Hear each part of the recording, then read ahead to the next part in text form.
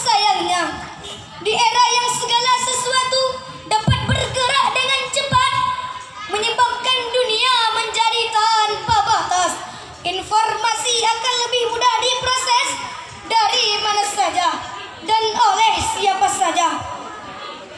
Hadirin yang dirahmati Allah,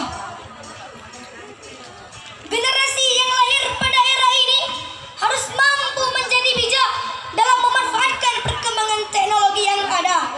Perkembangan teknologi yang semakin pesat ini dapat berdampak positif atau berdampak negatif. Hal ini tergantung dari penggunanya.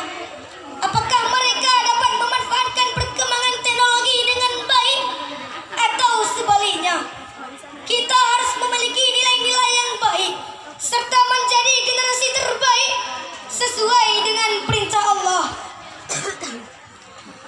A'udzu billahi minasyaitonir rajim.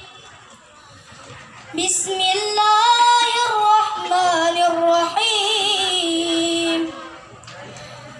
Kuntum khaira ummatin ukhrijat lin-nasi ta'muruna bil ma'ruf wa tanhauna 'anil munkar wa tu'minuna billah.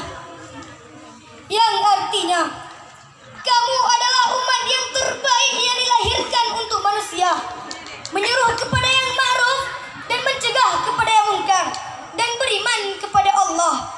Quran Surah Ali Imran ayat 110.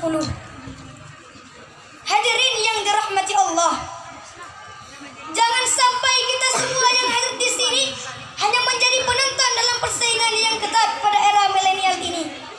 Teruslah belajar dengan memanfaatkan perkembangan teknologi yang ada sekarang ini. HP yang kita miliki sekarang jangan hanya digunakan untuk main game atau sosmed saja, tetapi juga dimanfaatkan untuk belajar dan melihat perkembangan informasi yang ada. Hanya ini yang dapat saya sampaikan. Adapun kesimpulan yang dapat kita ambil dari pidato saya tadi adalah: pertama, jadilah pemuda yang memiliki visi misi yang jernih untuk membangun bangsa ini menjadi bangsa yang maju, berkembang, dan memiliki etos kerja tinggi, seperti kata Albert Einstein.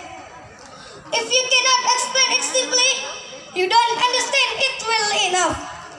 Kedua, teruslah belajar dan belajar dengan memanfaatkan perkembangan teknologi yang ada sekarang ini untuk hal-hal yang bermanfaat.